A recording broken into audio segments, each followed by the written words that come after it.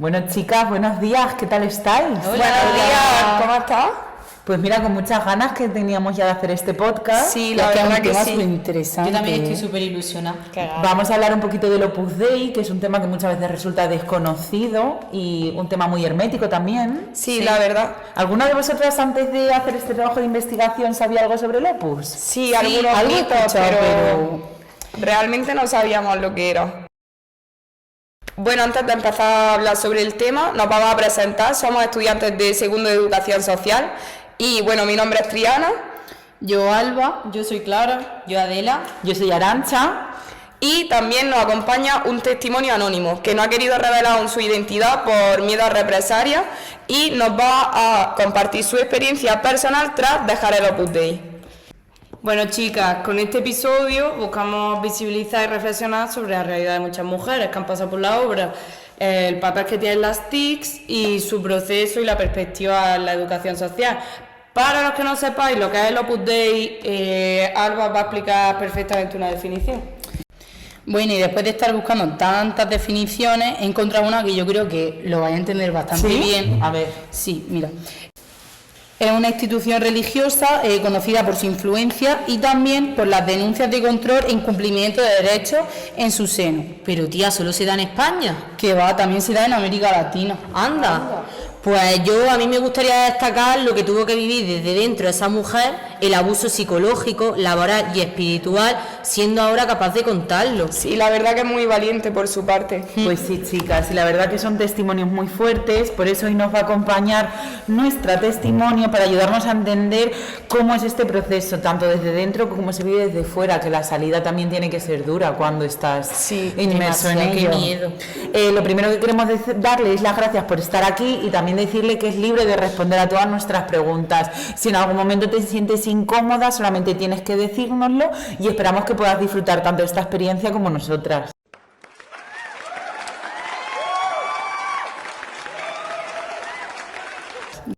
Antes de comenzar, informaros de que la voz de nuestra invitada va a estar en distorsión para así preservar su identidad.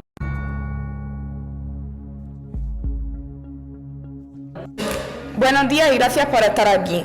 Quería preguntarte cómo fue tu captación y tu primer contacto con el Opus Dei.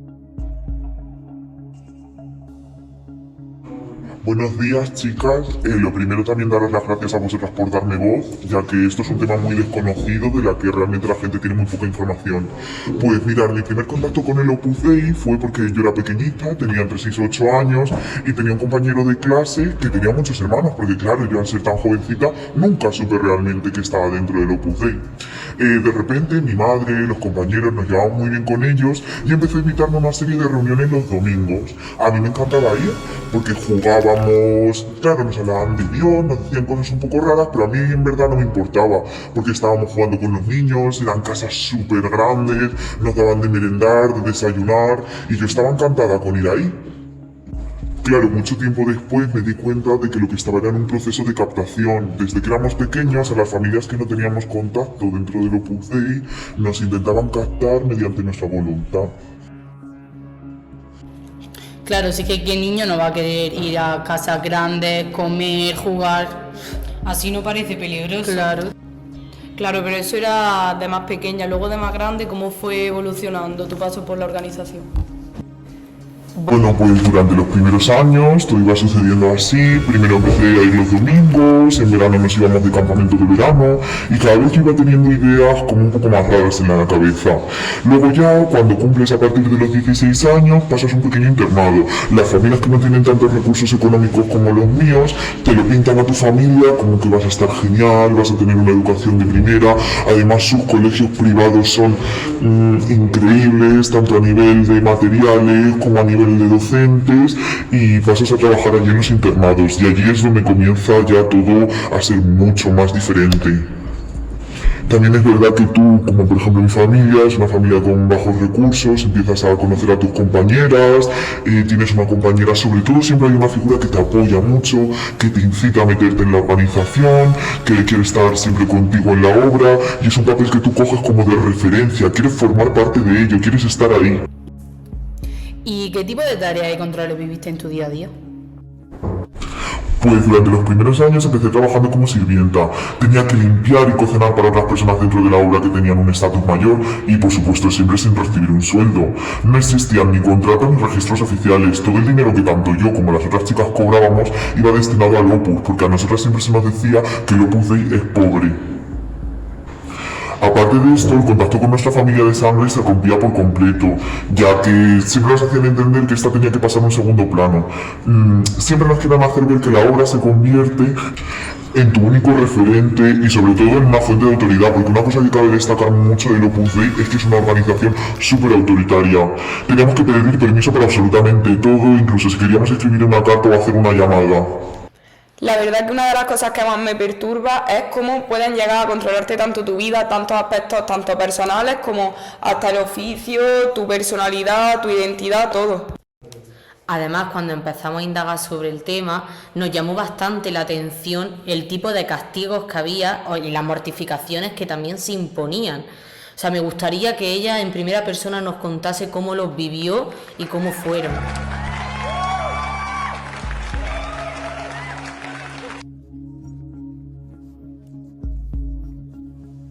Bueno, los castigos variaban, había tanto castigos físicos como castigos psicológicos, que en realidad no sé deciros cuál de los dos era más duro. Por ejemplo, está el cilicio, que es uno de los más conocidos dentro del Opus Dei, que es una cadena de metal que tiene puntas que te tenías que poner en el muslo. Estas puntas se te clavaban para dentro de la piel y cuanto más duro hubiese sido el pecado, más tenías que apretártelo.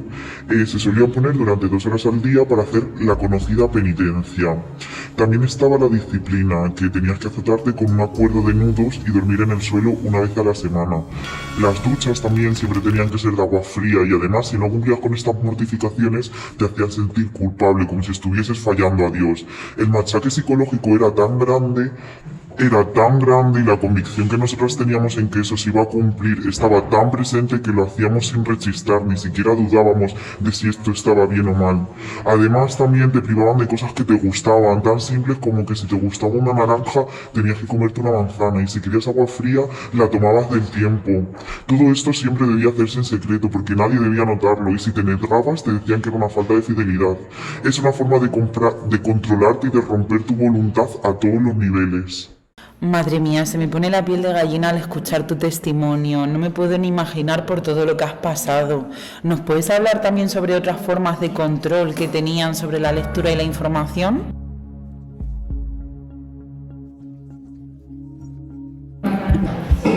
El control abarcaba todos los niveles, por ejemplo en las lecturas estaban totalmente restringidas.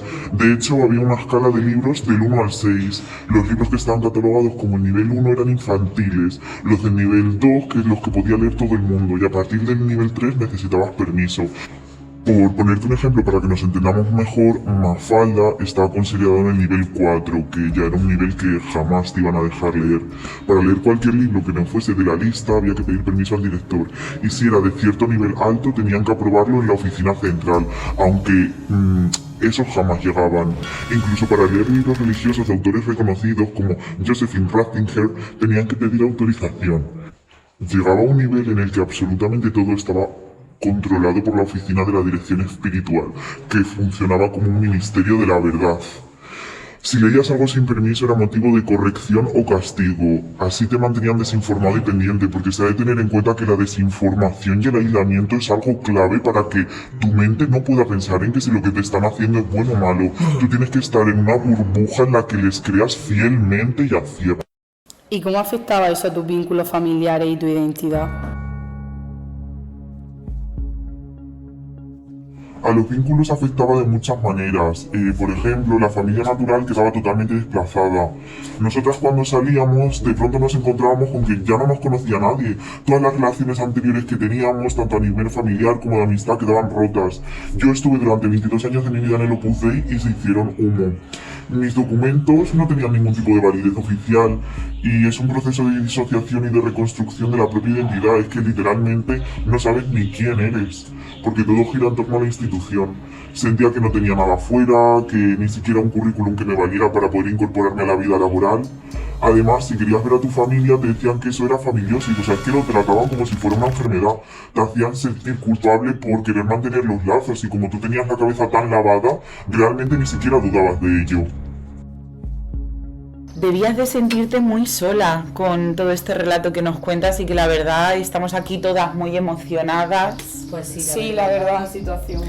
También quería preguntarte, si no te importa contarme, ¿tú allí durante tu estancia tuviste acceso a tecnología o a internet dentro del Opus o cómo influyó eso en tu proceso de salida? Pues el acceso a internet y a las telecomunicaciones estaba muy restringido y vigilado. Pero ya tampoco solamente a las telecomunicaciones, cuando algún familiar nuestro se quería poner en contacto a través de mensajes o de cartas, ellos te censuraban todo lo que no les interesaba. Te encontrabas con cartas o con mensajes que tenían tachones en negro en cuanto a la información que ellos no querían que tú recibieses. Cuando empecé a tener más acceso, pude informarme, leer testimonios de otras personas y contactar con redes de apoyo. Al principio yo misma pensaba que estaba pecando por cometer estos actos, pero las TIC jugaron un papel clave para poder romper ese aislamiento.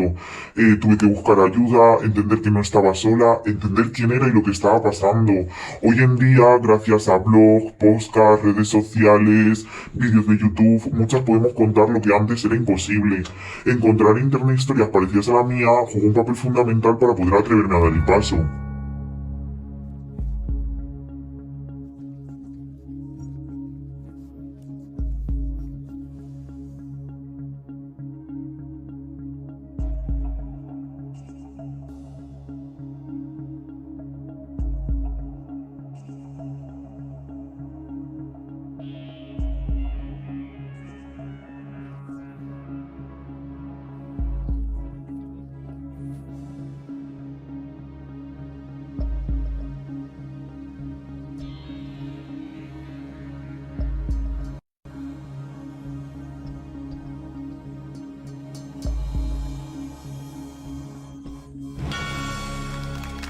Que estamos muy acostumbrados a día de hoy a utilizar las redes para todo, para Sí. comunicarnos, para difundir, para saber, para informarse.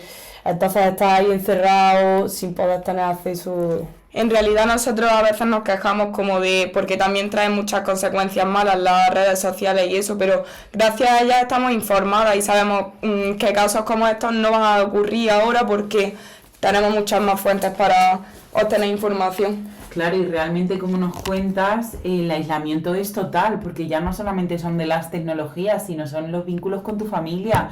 A mí, por ejemplo, me ha sorprendido mucho lo que has dicho, de que Totalmente. censuraban las cartas, los mensajes Y que trataban a la familia como hasta como si fuera una enfermedad, échate menos a tu familia. Pues sí, la verdad que yo no podría estar sin hablar con mi madre y, por ejemplo, aislarte tanto y que tú lo puedas aceptar y lo comprendas. Claro, pero es que es como que te van entrenando desde jovencita para que tú eso lo veas normal. Por eso nosotros sí, podemos tiene que pensar, ser. ahora mismo sin estar con contacto con los padres, pero ellos es que realmente sienten que eso es lo correcto. Claro, y nosotros realmente no nos lo podemos ni imaginar. Obviamente. Una curiosidad, ¿a los chicos se les trata igual y sufren los mismos castigos que a las chicas? La relación del Opus Dei con respecto a los hombres y las mujeres es totalmente diferente, empezando porque cuando estamos tanto en el internado como después cuando hacemos las labores, estamos segregados por sexo. Los hombres están en una institución y nosotras, o sea, dentro de la misma institución, los hombres están en un colegio y nosotras en otro. A nosotras se nos enseña, se nos adoctrina para trabajar para el hombre, las que son enseñadas para tener hijos es para servir a su familia. La mujer es una figura de servicio, de objeto. O eres madre y estás para cuidar tu casa, cuidar a tu marido, o eres una limpiadora que está para cuidar la institución, atender a tus superiores. Entonces es muy diferente. A los hombres se les educa en sus carreras profesionales. Hay que tener en cuenta que el Opus lo que mueve mucho es el poder. Es una institución que tiene mucho dinero, que lo que aspira es a tener mucho poder, y esto lo adquiere muchas veces en relación con el trabajo de los hombres, con las relaciones que establecen los hombres con Bueno, sus ya que hemos autopoder. reflexionado sobre Entonces, es las muy TIC, hemos visto diferente. que juegan un papel bastante importante. ¿Te gustaría dejar algún mensaje en nuestro podcast para personas que estén pasando por algo parecido o alguna situación similar? Quizá esta será la parte que me cueste un poco más del podcast porque pensaré en mis compañeras que siguen ahí dentro o en pequeñas jóvenes que estén reclutando ahora mismo con todo el sufrimiento que ha pasado y todo, que no están solas. Que salir es difícil, pero que no es imposible. Es muy importante buscar información, apoyarse en otras personas y no tener miedo a pedir ayuda. Y sobre todo también que hay vida fuera de eso y dignidad fuera del Opus Dei. La reconstrucción, no voy a engañar, es dura, pero merece la pena.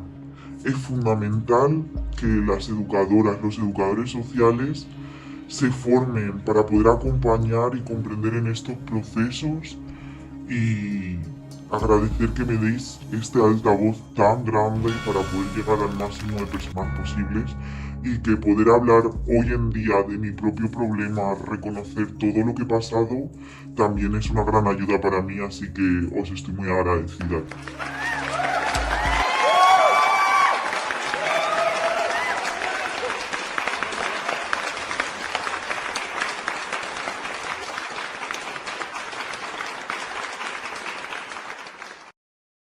Bueno, la verdad que considero que ha sido un mensaje muy bonito y que seguro que va a llegar a mucha gente si escuchan este podcast. Pienso que de la educación social no es un tema que abordemos mucho o que lo tratemos en clase, sino lo tenemos más bien como incógnita. Pero bueno, ya que estamos aquí nosotros, nuestro papel debe ser fomentar el pensamiento crítico en la gente para que así tengan criterio propio y puedan contrastar noticias o experiencias como las que has contado antes. También el apoyo mutuo de las víctimas cuando salgan de esas situaciones, que se hagan foros o quedadas en las que puedan compartir sus experiencias. Bueno, yo opino como tú y yo creo que como educadores sociales tenemos el deber de estar informados sobre esta causa y deberíamos de intervenir lo antes posible para que no se den este tipo de situaciones tan graves. Bueno, pues esperamos que este episodio sirva para dar voz, informar y acompañar a quienes los necesitan y que os guste tanto escucharlo como nos ha gustado a nosotras hacerlo. Si te interesa, te animamos a ver el documental El Minuto Heroico, yo también dejé el Opus Dei, y a buscar ayuda si lo necesitas. Muchas gracias por escucharnos, nos vemos en el próximo episodio. ¡Gracias! ¡Ole! ¡Hasta la próxima! Antes de despedirnos, queremos dejar una reflexión importante. En un mundo cada vez más conectado, las tecnologías de la información y la comunicación se han convertido en herramientas fundamentales para acceder a la información diversa, contrastar opiniones y construir un pensamiento crítico. Gracias a las TIC tenemos la posibilidad de romper barreras, salir del aislamiento y evitar caer en dinámicas de manipulación, ya que nos permiten informarnos, comunicarnos y compartir experiencias con personas de diferentes contextos. Por eso es esencial aprender a usar estas tecnologías de manera responsable y consciente, aprovechando su potencial para empoderarnos, cuestionar lo que nos rodea y construir comunidades más libres y participativas. Recordemos que el conocimiento y la comunicación abierta son nuestras mejores defensas frente a la manipulación y el aislamiento. Si te encuentras en una situación parecida a la que hemos hablado hoy o necesitas ayuda, no dudes en ponerte en contacto con nosotras a través del correo tutambien-puedes@gmail.com. Recuerda que no estás sola y que siempre hay apoyo disponible.